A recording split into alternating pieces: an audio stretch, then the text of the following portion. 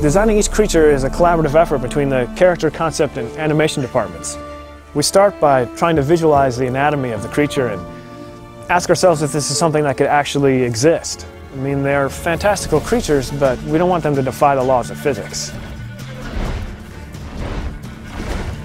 In order to become the best monster hunter, you must first learn how to understand your foes. Books and essays usually give you the information you need, where they can be found, their attack pattern, and what they fear. And it is your job to figure out the best way to kill them. Geralt has a lot of tools available at his disposal for fighting enemies in The Witcher 3. His steel sword, for instance, is used primarily for fighting human opponents, and his silver sword, which he uses for fighting monsters. Geralt can also use a crossbow for fighting ranged or flying foes that are trying to keep their distance from him. Crossbow is also very useful for fighting underwater against swimming monsters, such as the Siren. Harpies are vile feather creatures that fly around you and circle you.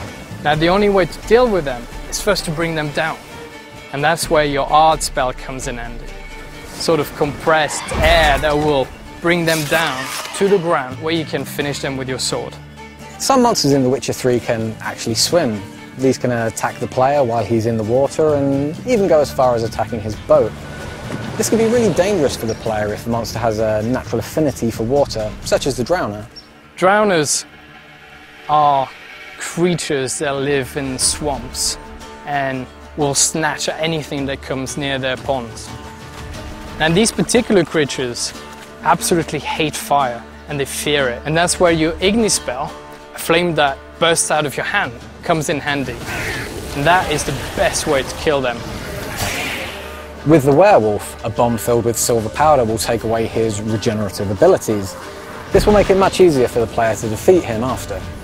The player can use weapon oils to coat his weapons that will make them do enhanced damage against specific enemy types. The real trick to using this, though, is to know when and where to use them, and that judgment is left up to the player based on his surrounding environment, the weather, and even territorial marks that other monsters may have left in the area.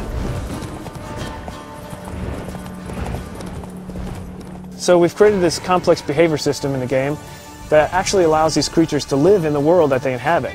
They're never just going to spawn in front of you artificially, and they don't just interact with the player. They interact with each other and with NPCs.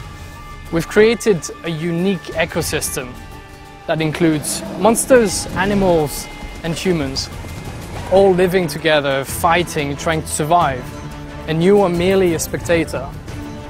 Now it is your choice to interfere with whatever is happening in front of you. But don't forget, every action you take in The Witcher has its own consequences.